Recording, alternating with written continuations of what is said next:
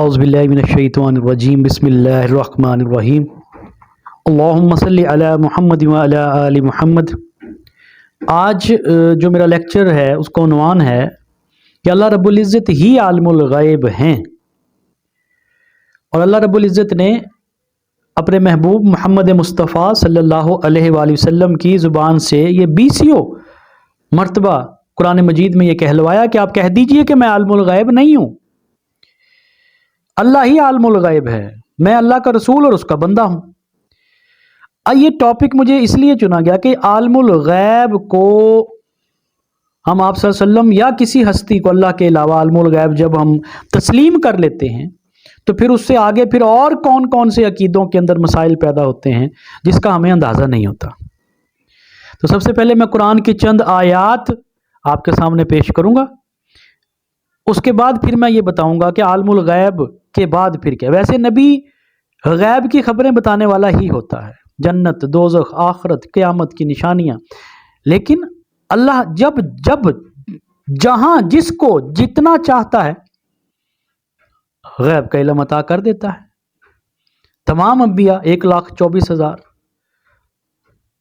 وہ جب چاہتے ہیں جہاں پہ شریعت کا تقاضا ہوتا ہے وہ غیب کی خبریں بتاتے ہیں، اس کے علاوہ کیا ہونے والا ہے، کیا ہو رہا ہے، ان کو خبر نہیں ہوتی۔ قرآن کی آیات سب سے پہلے میں پیش کرتا ہوں، سورۃ الانعام آیت نمبر 50 پارہ نمبر 7۔ اے محمد صلی اللہ علیہ وسلم ان سے کہہ دیجئے میں تم سے یہ نہیں کہتا کہ میرے پاس اللہ کے خزانے ہیں اور نہ میں غیب کا علم رکھتا ہوں، یہ قرآن بتا رہا ہوں، اور نہ میں کہتا ہوں کہ میں فرشتہ ہوں، میں تو صرف اس وحی کی پیروی کرتا ہوں جو مجھ پر نازل کی جاتی ہے۔ پھر ان سے پوچھو کیا اندھا اور آنکھوں والا دونوں برابر ہو سکتے ہیں، کیا تم غور نہیں کرتے؟ اور آیت نمبر 51 میں اسی سورۃ الانعام کی، اے محمد صلی اللہ علیہ وسلم آپ اس کے ذریعے یعنی اس قرآن کے ذریعے ان لوگوں کو نصیحت کیجئے جو اس بات کا خوف رکھتے ہیں کہ اپنے رب کے سامنے اس حال میں پیش کیے جائیں گے کہ اس کے سوا وہاں کوئی حکمران، کوئی ذی اقتدار نہ ہوگا جو ان کا حامی و مددگار ہو یا ان کی سفارش کرے۔ شاید کہ اس نصیحت سے متنبہ ہو کر وہ خدا ترسی کی روش اختیار کرے۔ سورۃ آل عمران آیت نمبر 44 یہ غیب کی خبروں میں سے ہیں جسے ہم تم کو وحی کر رہے ہیں، یعنی غیب اللہ جانتا ہے، ان خبروں میں سے کچھ خبر، یہ خبر جو ہے وہ اللہ تعالیٰ اپنے محبوب صلی اللہ علیہ وآلہ وسلم کو بتا رہے ہیں، اور یہ قرآن میں ہے۔ سورۃ آل عمران آیت نمبر 44 یہ غیب کی خبروں میں سے ہے جسے ہم آپ کو وحی کر رہے ہیں، آپ تو ان کے پاس موجود ہی نہیں تھے جب وہ اپنے کرے ڈال رہے تھے کہ کون مریم کی سرپرستی کرے گا، اور آپ اس وقت بھی ان کے پاس موجود نہ تھے جب وہ آپس میں جھگڑ رہے تھے۔ تو اللہ کہہ رہا ہے کہ میں آپ کو بتا رہا ہوں، آپ اس وقت موجود نہیں تھے۔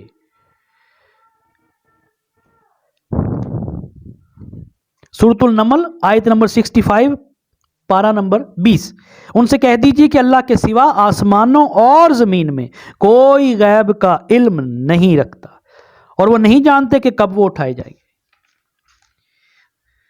سورۃ الانعام آیت نمبر 59 پارہ نمبر 7 اس کے پاس غیب کی کنجیاں ہیں جنہیں اس کے سوا کوئی نہیں جانتا۔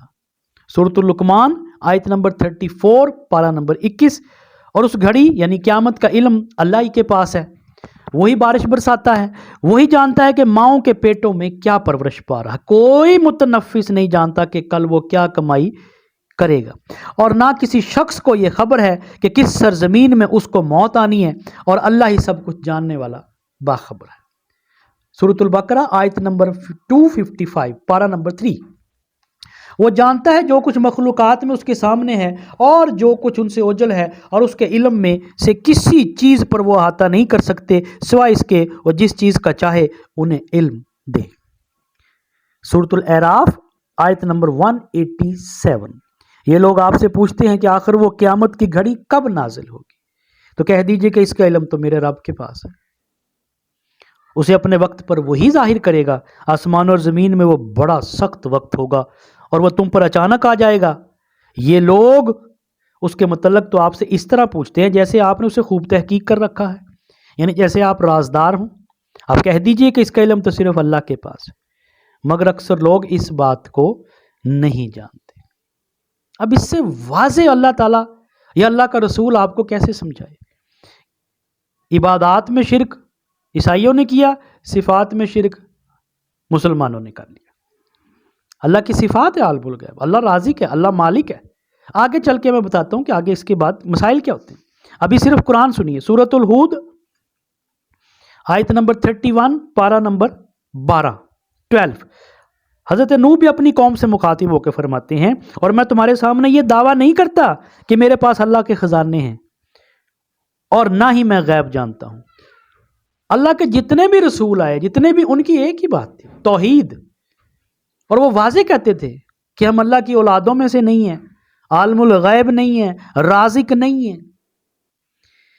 تو حضرت نوح کیا فرما رہے ہیں کہ سورۃ الہود آیت نمبر 31 میں کہ میں یہ دعویٰ نہیں کرتا کہ میرے پاس اللہ کے خزانے ہیں، اور نہ ہی میں غیب جانتا ہوں، اور نہ یہ دعویٰ کرتا ہوں کہ میں کوئی فرشتہ ہوں، اور نہ میں ان لوگوں کے بارے میں جن کو تمہاری نگاہیں حقیر دیکھتی ہیں یہ کہہ سکتا ہوں کہ خدا ان کا کوئی خیر دے ہی نہیں سکتا۔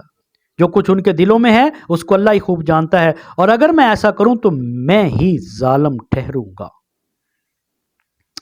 اللہ اکبر۔ سورۃ الاحزاب آیت نمبر 63، لوگ آپ سے قیامت کے متعلق پوچھتے ہیں تو آپ کہہ دیجیے کہ اس کا علم صرف اللہ کے پاس ہے، اور آپ یعنی جس نے سوال کیا سائل کو کیا خبر کہ شاید وہ وقت قریب ہی آ لگے، نہیں پتا۔ سورۃ الاحقاف آیت نمبر 9، ان سے کہہ دیجئے ان سے کہہ دیجئے کہ میں کوئی پہلا رسول تو نہیں ہوں، میں کوئی انوکھا رسول تو نہیں ہوں، میں نہیں جانتا میرے ساتھ کیا ہونا ہے اور تمہارے ساتھ کیا ہونا ہے۔ یہ اللہ کے رسول فرما رہے ہیں، اور الفاظ زبان آپ صلی اللہ علیہ وسلم کی ہے، اور الفاظ اور حکم اللہ کا ہے کہ آپ کہہ دیجئے کہ میں نہیں جانتا کہ میرے ساتھ کیا ہونا ہے اور تمہارے ساتھ کیا ہونے والا ہے، میں تو صرف اس بات کی پیروی کرتا ہوں جو میری طرف وحی کی جاتی ہے، جو مجھے بتلایا جاتا ہے، جو مجھے حکم دیا جاتا ہے، کیونکہ میں اللہ کا رسول ہوں اور اللہ کا بندہ ہوں۔ میں تو صرف واضح ڈر سنانے والا ہوں۔ سورۃ الاحقاف آیت نمبر 9 بیان کی۔ سورۃ التحریم آیت نمبر 3، پارہ نمبر 28۔ اور یاد کرو جب نبی نے اپنے بعض عورتوں سے ایک پوشیدہ بات کہی، یہ پوری ڈیٹیل ہے، تفسیر کسی بھی آپ مکتب فکر کے کوئی بھی مترجم یا مفسر ہے اس کی تفسیر پڑھیے، جب اس نے بات کی خبر کر دی تو اللہ نے اپنے نبی کو اس پر آگاہ کر دیا، یعنی جب وہ باتیں کری تھی نبی کو نہیں پتا تھا، اللہ نے بذریعہ وحی ان کو آگاہ کر دیا، تو نبی نے تھوڑی سی بات تو بتا دی اور تھوڑی سی بات سے چشم پوشی فرمائی۔ پھر نبی نے انہیں اس کی خبر دی کہ آپ راز افشاں کر بیٹھی ہیں، بتا دیا ان کو، وہ پوری ہے ڈیٹیل۔ تو وہ بولی آپ کو یہ بات کس نے بتائی؟ یعنی آپ تو موجود ہی نہیں تھے جب ہم بات کر رہے تھے۔ تو نبی نے فرمایا مجھے خدائے علیم و خبیر نے خبر دی، یہ قرآن سنا رہا ہوں، مجھے نہیں پتا تھا، مجھے اللہ نے مجھے بتایا۔ جہاں پر ضرورت سمجھی اللہ نے بتایا، جہاں پر ضرورت نہیں سمجھی اللہ نے نہیں بتایا۔ سورۃ الجن آیت نمبر 25، 26، 27، 28، 29۔ کہہ دیجیے کہ مجھے خبر نہیں کہ جس چیز کا تم سے وعدہ کیا جا رہا ہے وہ قریب ہی ہے، یا میرا رب ابھی اس کو کچھ مدت ٹالنے والا ہے، مجھے نہیں پتا قیامت ابھی قریب ہے، ہاں اندازہ ہے، کنفرم نہیں مجھے پتا۔ سورۃ الجن آیت نمبر 26، وہی غیب جاننے والا ہے اور اپنے غیب کو کسی پر ظاہر نہیں کرتا، جب چاہے کر دیتا ہے ورنہ نہیں کرتا۔ وہ اللہ ہے، وہ مالک ہے، وہ خالق ہے، وہ قہار ہے، وہ جبار ہے، وہ عالم الغیب ہے، سوائے اس پیغمبر کے جسے وہ پسند کرے، لیکن اس کے بھی آگے پیچھے پہرے دار مقرر ہیں۔ جیسے شیاطین آ کے چک لیتے تو آپ نے بند کر دی، اس کے علاوہ بھی آپ یہ دیکھتے ہیں کہ جو خبر ہے وہ آپ صلی اللہ علیہ وسلم نے پوری کی پوری ہو بہو پیغمبر عام لوگوں تک، امتیوں تک پہنچا دی۔ سورۃ الجن آیت نمبر 28 کہ دیکھیے انہوں نے اپنے رب کے پیغام پہنچا دیے اور ان کے گرد و پیش کا احاطہ کیے اور ہر چیز کو شمار میں رکھے ہوئے ہے۔ یعنی رسول کو وہ غیب علم عطا کیا جاتا ہے، وہی جو فریضہ رسالت کی انجام دہی کے لیے ضروری ہوتا ہے۔ یہ وہ آیات ہیں، اور بھی ہیں، اور بھی بیسیوں ہیں کہ جن کی آپ صلی اللہ علیہ وسلم کو اللہ تعالیٰ نے واضح احکامات دی۔ سورۃ آل عمران آیت نمبر 179، پارہ نمبر 4۔ اللہ مومنوں کو اس حال پر نہیں رہنے دے گا جس پر تم ہو، یہاں تک کہ وہ ناپاک کو پاک لوگوں سے جدا نہ کرتے، اور نہ ہی اللہ تمہیں غیب پر مطلع کرے گا، لیکن اللہ اپنے رسولوں میں سے جسے چاہے گا امور غیب کے لیے چن لیتا ہے، جسے چاہتا ہے جب چاہتا ہے چن لیتا ہے۔ تو اللہ پر اور اس کے رسولوں پر ایمان لاؤ، اور اگر تم ایمان لے آئے ہو، تم نے پرہیزگاری اختیار کی تو تمہارے لیے بہت بڑا اجر ہوگا۔ اللہ پر ایمان لانا، اللہ کے رسول پر ایمان لانا، تمام رسولوں لا نفرق بین احد من رسلہ، ہم کوئی فرق نہیں کرتے رسولوں میں سے، سب پر ایمان لاتے ہیں، اور سب جو بھی بات کرتے ہیں وہ سچ کرتے ہیں، یہ ہمارا ایمان ہے۔ اور آپ صلی اللہ علیہ وسلم آخری رسول ہیں۔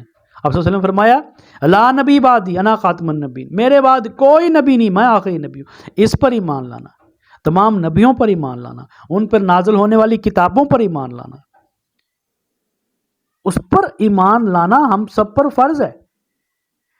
اچھا، یہ بھی میں نے بات کی، نبی تو ہوتا ہی غیب کا علم بتانے والا ہے، جبکہ حضور تو امام الانبیاء ہیں، یعنی ہمارا یہ عقیدہ ہے کہ نبی کے پاس جو اللہ نے غیب کا علم دیا ہے جہاں جہاں جب تمام نبیوں سے زیادہ، کیونکہ امام الانبیاء ہے، اور بیشتر مقامات پہ آپ کو غیب کی خبریں بتا دی، بیشتر مقامات پر نہیں بتائی، جیسے واقعہ افک ہے، جیسے بئر معونہ ہے، جس میں وہ لوگ آئے اور آپ صلی اللہ علیہ وسلم سے انہوں نے التجا کی کہ ہمارے ساتھ کچھ صحابہ کو بھیج دیجیے تاکہ ہمیں اسلام سکھائیں، تو آپ نے 70 بندوں کو بھیجا، انہوں نے جا کے سازش کر کے قتل کر دیا، اور آپ 1 مہینے تک ان کے لیے قنوت نازلہ بد دعائیں کرتے رہے، 2 بندے بچ کے آگے، وہ پورا ایک واقعہ ہے، کتنا بڑا نقصان ہوا صحابہ مسلم۔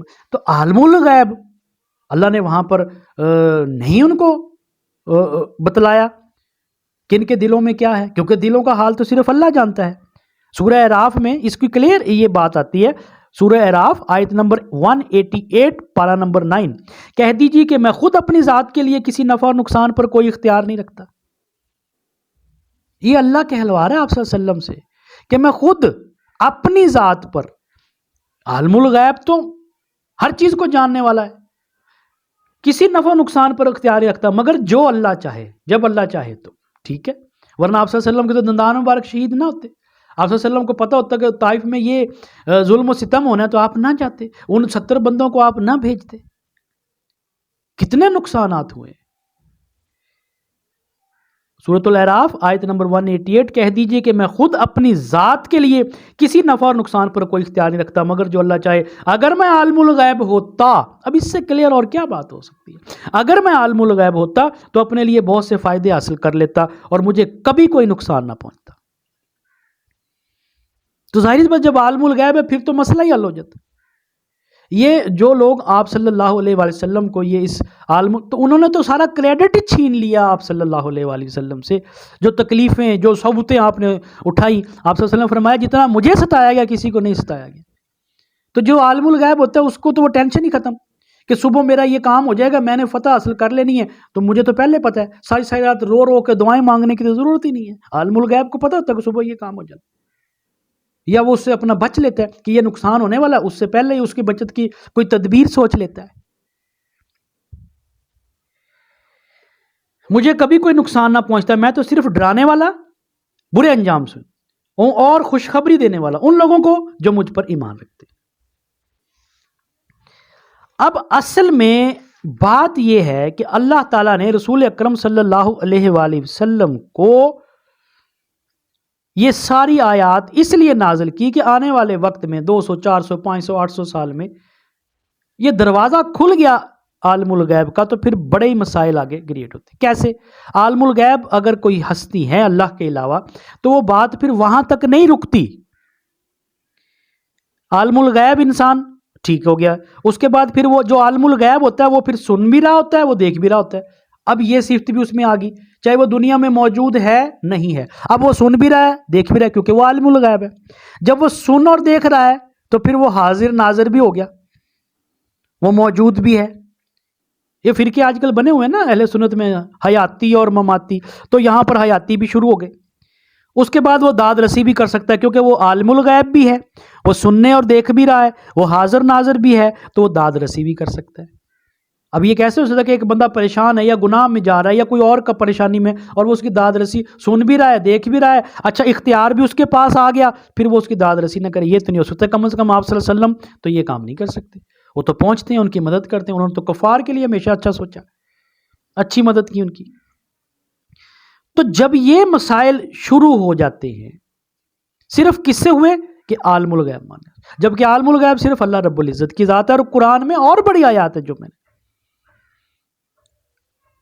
اللہ کو ماننے والے تو کفار بھی تھے جن کے خلاف رسول پاک صلی اللہ علیہ وسلم نے جنگیں لڑی ہیں، بدر، احد، خندق، یہ بھی اللہ کو ماننے والے تھے۔ بے شک وہ بت پرست تھے، لیکن اللہ کو بھی مانتے تھے، اللہ کو رازق اور مالک اور خالق بھی مانتے تھے، لیکن ان میں اور بھی مسائل تھے۔ وہ مسائل فرق صرف یہ ہے کہ وہ بتوں سے تو امیدیں لگا کے رکھے ہوئے تھے، ہم نے یہاں پر آ کر اولیاء کرام سے جو اس دنیا سے گزر چکے ہیں، جنہوں نے ہمیشہ توحید کا درس دیا، ان کے بعد میں آنے والے جاہل فالورز نے ان کو اللہ کا درجہ تک انہیں پہنچا دیا، کیونکہ اللہ سنتے، اللہ جانتے، اللہ حاضر، اللہ ناظر، اللہ عالم الغیب۔ تو یہ بر صغیر میں یہ پھر کام شروع ہو گیا۔ اب آپ کہیں گے مشرکین مکہ اللہ کو کیسے مانتے تھے؟ قرآن سے ثابت کروں گا۔ قرآن میں کیا فرمایا جا رہا ہے؟ سورۃ السبا آیت نمبر 24 پارہ نمبر 22، اے نبی ان سے پوچھو کون تم کو آسمانوں اور زمین سے رزق دیتا ہے؟ کہو اللہ، تو اللہ کہیں گے۔ سورۃ الزمر آیت نمبر 38 پارہ نمبر 24، ان لوگوں سے اگر آپ پوچھیں کہ زمین و آسمان کو کس نے پیدا کیا تو یہ خود کہیں گے اللہ تعالیٰ نے۔ تو خالق کون ہے؟ اللہ، وہ خود مان رہے ہیں۔ مالک کون ہے؟ اللہ۔ رازق کون ہے؟ اللہ۔ سورۃ الزخرف آیت نمبر 9 پارہ نمبر 25، اگر آپ ان لوگوں سے پوچھیں کہ زمین و آسمان کو کس نے پیدا کیا تو یہ خود کہیں گے کہ اس زبردست علیم ہستی نے پیدا کیا۔ وہ جانتے تھے، عالم بھی وہ مانتے تھے۔ یہ پھر مسئلہ کیا؟ پھر جنگیں کیوں لڑی؟ کیونکہ وہ لات، منات، عزا، شمس جو بت تھے ان کو وہ اللہ کا مددگار سمجھتے تھے۔ ان کا عقیدہ بھی یہی تھا کہ اللہ کے یہ مددگار ہیں، اللہ تعالیٰ نے اپنے اسسٹنٹس رکھے ہوئے ہیں کہ کسی کو اپنی مرضی سے اللہ تعالیٰ نے کسی کو رزق کے حوالے سے، کسی کو علم کے حوالے سے، کسی کو دوسری بارش برسانے کے حوالے سے وہ دیکھ دی۔ اور حالانکہ یہ لات، منات، یہ بت نہیں تھے، یہ اپنے دور میں کوئی انسان تھے، نیک تھے، اللہ کے ولی تھے۔ مرنے کے بعد پہلے ان کی یادگاریں بن گئی، پھر کون جائے وہاں پہ یادگار، انہوں نے اپنے علاقوں میں پھر ان کے بت، ان کے ناموں سے بت بنا کے پوجنا شروع کر دیا۔ جیسے سورہ نوح کے فالورز تھے، سورہ نوح میں ہے حضرت نوح علیہ السلام کے جو فالورز تھے ان کے نام ہیں، تو پہلے وہ تھے، پھر ان کے آگے بت بن گئے۔ تو ہمارے ہاں بھی ابھی جو اللہ کے اولیاء کرام، یہ رستہ کہاں سے کھلا؟ عالم الغیب کو، داتا صاحب کو بھی، اور جیسے غوث اعظم ہماری مدد کرنے والا دنیا، لیکن وہ جا کے ان سے فریاد کرتے ہیں، منتیں مانگتے ہیں۔ ان سے جو مانگنا ہے وہ تو ہے ہی ہے ظلم ہے، شرک ہے، لیکن ان سے یہ بھی کہ ہم اللہ کے قرب چاہتے ہیں، یہ بھی منع کیا گیا۔ وہ تو قرآن پاک میں موجود ہے کہ یہ لوگ اس لیے وہاں پہ ان کے پاس جاتے ہیں کہ ہمیں اللہ کے قریب کر دیں گے، حالانکہ اللہ تعالیٰ خود فرما رہا ہے کہ اللہ کہتے ہیں میں شاہرگ سے زیادہ قریب ہوں، میں تمہاری شاہرگ سے زیادہ قریب، یعنی اللہ موجود ہو اور آپ جا کے کسی اور سے مانگ رہے ہوں۔ اس سے بڑی اور چوٹ شرک پر اور کیا ہو سکتی ہے؟ اور جو شرک میں مبتلا ہو گیا اس کے بعد اس کا کوئی عمل قابل قبول نہیں ہے۔ اور میں پھر آپ کو بتا دوں کہ ان اولیاء کرام نے آپ کو حکم نہیں دیا، مکاشفات القلوب، کشف المحجوب، غنیت الطالبین، یہ کتابیں ان اولیاء کرام نے لکھی ہوئی، ان میں پڑھیے، ان میں ایک لفظ بھی ایسا نہیں ہے جس میں کہا گیا کہ ہم سننے والے ہیں، ہم جاننے والے ہیں، ہم حاضر ناظر ہیں، ہم سے مانگو۔ نہج البلاغہ حضرت علی کرم اللہ وجہ، جتنی توحید اس کتاب میں بیان کی گئی ہے، غنیت الطالبین عبد القادر جیلانی رحمۃ اللہ علیہ، جتنی توحید ان میں بیان کی گئی، پڑھیں لیکن نہیں۔ تو مسائل جو ہیں وہ یہاں سے شروع ہوتے ہیں۔ بہرحال میری تو بات کس نے ماننی ہے؟ آپ آج کے دور میں جو میں سمجھتا ہوں، جو آج کل پیری فقیری کے اس آج سسٹم کے اندر جو سب سے سٹرونگ، جو میں سمجھتا ہوں کہ اللہ کے ولی گزرے ہیں، جو ابھی عن قریب گزرے ہیں، وہ پیر نصیر الدین نصیر ہیں رحمۃ اللہ علیہ، اللہ ان کے درجات بلند فرمائے۔ چلو میری نہیں سنتے تو کم از کم ان کی ہی سن لیجئے کہ وہ کیا فرما رہے ہیں کہ داتا صاحب سے مانگنا، غوث پاک سے مانگنا اور باقی اولیاء کرام سے مانگنا اور اپنی حاجتیں پوری کروانا، یہ کس حد تک ہے؟ پہلے یہ سنیے. یہ حاجت روا صرف اللہ ہے، لیکن پیر صاحب سے مانگنا، غوث پاک سے مانگنا، خواجہ معین الدین اجمیری سے مانگنا کہ اے فلانی قبر والے میری فلانی حاجت پوری کر دے، یہ مشابہت بعبدۃ الاوثان ہے، بت پرستوں کے ساتھ مشابہت ہے جو شریعت میں شرک ہے، اور شرک گناہ عظیم ہے، ہماری شریعت میں منع ہے. ایسا جو لوگ کرتے ہیں ان کو توبہ کرنی چاہیے. حاجت روا صرف اللہ. جی تو پیر صاحب یہی فرما رہے ہیں، ان کے فالوورز ہی سن لیں کہ ان سے مانگنا شرک کے مترادف ہے. اس سے کھل کے اور وہ کیا کر سکتے؟ اور وہ جہاد کر رہے ہیں اس لائن میں ہو کے، اور وہ جہاد ہے یہ کہ وہ توحید بیان کر رہے ہیں، اور وہ توحید جو اللہ نے قرآن مجید میں بیان کی ہے، جو انبیاء کرام نے بیان کی ہے، ان کی وہ بات کر رہے ہیں. اگر مانگنا، چلو یہ تو دنیا سے بزرگ جو ہیں وہ دنیا سے چلے گئے ہیں، جبرائیل تو موجود ہیں، جبرائیل کو تو ابھی موت نہیں آئی، لیکن کو کہتے ہیں یا جبرائیل میری بات سن. ان کا تو کام ہے پیغام پہنچانا، کہ اللہ تک پیغام پہنچا دے. کبھی کہا میکائیل بارش برسانا، رزق کا تقسیم کرنا اس کا کام ہے. کبھی کہا کہ یا میکائیل کو رزق میں برکت اللہ سے مانگنا ہے. اچھا چلو ان کا بھی پتہ نہیں وہ آسمان پہ بیٹھے ہیں، یہاں پہ موجود ہیں کہ نہیں ہیں. کرامن کاتبین تو ہیں تمہارے ساتھ، زندہ ہیں، وہ سن رہے ہیں، وہ لکھ رہے ہیں. کبھی کہا کہ ہماری مدد فرمائیں؟ نہیں. حالانکہ وہ سن بھی سکتے ہیں، لیکن نہیں، مانگنا صرف اللہ سے. توحید یہی ہے اور کوئی گنجائش نہیں ہے اس کے اندر. تو میرا کہنے کا مقصد یہ ہے کہ قرآن مجید فرقان حمید کو پڑھیے، سمجھیے.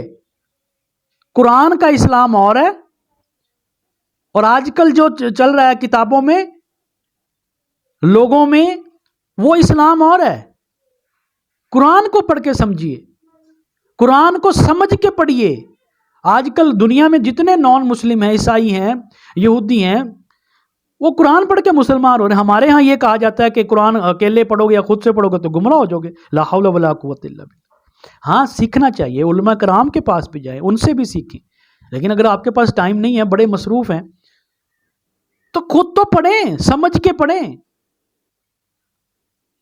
تو آج کا جو میرا یہ بنانے کا مقصد تھا، یہ تھا کہ اللہ رب العزت ہی عالم الغیب ہے، اللہ ہی مالک ہے، اللہ ہی خالق ہیں.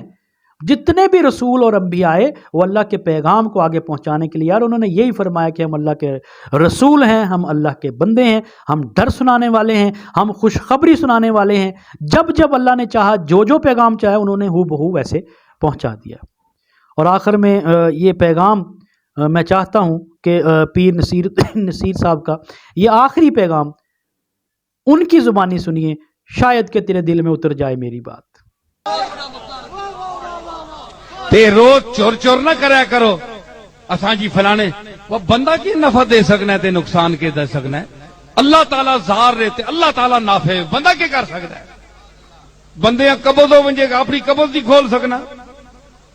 ڈاکٹر در دوڑنے کے پیر تے کے فقیر تے جے جنتری تے کے منتری، مفتی صاحب بھی دوڑنے نے قبض 5 دن نہیں ہوئی ہے، حضور کوئی اچھی چیز نہیں ملی.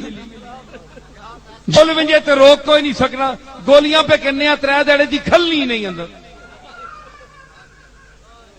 آپ تے ہے تو ڈر حال ہے، نہ قبض روک سکنے ہو تو نہ قبض کھول سکنے ہو، تے دعا نہیں مشکل کشائی کے نہیں کر سو. بندے بنو، پیر صاحبان بھی، مولوی صاحبان بھی، اسی بھی، تسی بھی، سارے تے اللہ کے عاجز ہو جڑا اس نظام چلایا ہے. اللہ کو معافی منگو، علاج شاج کراؤ، تے اپنے آپ اچا نہ سمجھا کرو جی اسی تساں کول بڑے اچے ہاں. نہ جی، میں اپنی آنا، میں تو گل ساری کھول جوڑی ہے. جی تو آپ نے سنا کہ پیر صاحب کہہ رہے ہیں کہ یہ نفع نقصان کے مالک نہیں ہیں، ان سے حاجت روائی جائز ہی نہیں ہے. اور جو لوگ یہ کہتے ہیں کہ نہیں ہم تو ان کے پاس اس لیے جاتے ہیں، ہم ان سے مانگتے نہیں ہیں، بلکہ یہ اللہ کے ہمیں قریب کرتے ہیں. اللہ تو خود قریب ہے، اللہ تو شارک سے زیادہ قریب ہے. اور قرآن مجید میں اللہ کیا فرما رہا ہے؟ سورۃ الزمر آیت نمبر 3 میں पारा नंबर 23 में, खबरदार अल्लाह ताला ही के लिए खालिस इबादत करना है। अब इबादत क्या है? सिर्फ सजदा करना, अल्लाह को बुलाना, अल्लाह को पुकारना, ये इबादत है। अल्लाह से दुआ करना इबादत है, आप जाके किसी और को पुकार रही हैं। तो सूरह ज़ुमर आयत नंबर 3, खबरदार अल्लाह ही के लिए खालिस इबादत करना है। और जिन लोगों ने उसके सिवा औलिया बना रखे हैं, सुने ज़रा, जिन लोगों ने उसके सिवा औलिया बना रखे हैं और कहते हैं कि हम उनकी इबादत सिर्फ इसलिए करते हैं कि ये बुजुर्ग अल्लाह के नज़दीकी के मर्तबे तक हमारी रसाई कराएंगे, यानी हम इसलिए जाके बात करते हैं, पुकारते हैं कि हमें अल्लाह के करीब कर देंगे। ये लोग जिसके बारे में इख्तिलाफ कर रहे हैं, उसका सच्चा फैसला अल्लाह खुद कर देगा। वो क़यामत के दिन अल्लाह फैसला कर देगा कि मैं मौजूद था, मेरे होते हुए तुम मुझसे सिफारिश करवा, मैं मौजूद हूँ, तुम्हारे दरमियान में हूँ, मैं शारक से ज़्यादा करीब हूँ, मैं 70 माओं से ज़्यादा प्यार करने वाला हूँ। कौन है जो अल्लाह से ज़्यादा तो आम लोगों से प्यार करने वाला? तुम मुझसे सिफारिश करवा रहे हो। अल्लाह झूठे और नाशुक्रे को राह नहीं दिखाता। सूरत ज़ुमर आयत नंबर 3। तो मेरे भाइयों, बात यह है कि इबादत में मज़ा भी तब आता है कि जब आप खालिसतन अल्लाह के होके रहें। जितने भी रसूल आए उनका मकसद यही था कि आम इंसान को जो बुत परस्ती में, जो दूसरे गलत अकीदों में, बद अकीदों में पड़ा हुआ है, उसको अल्लाह ताला से जोड़ दिया जाए।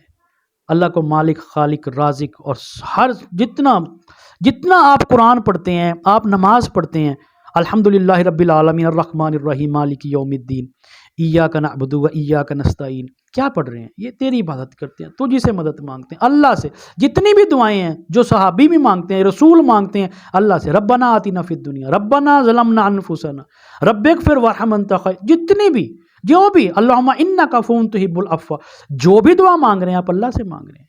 जो भी आप चाहते हैं वो अल्लाह से चाहते हैं। आप दुआ कुनूत पढ़ते हैं, अल्लाहुम्मा इन्ना नस्तईनुका व नस्तगफिरुका, ऐ अल्लाह अल्लाह अल्लाह, उसके अलावा नहीं है।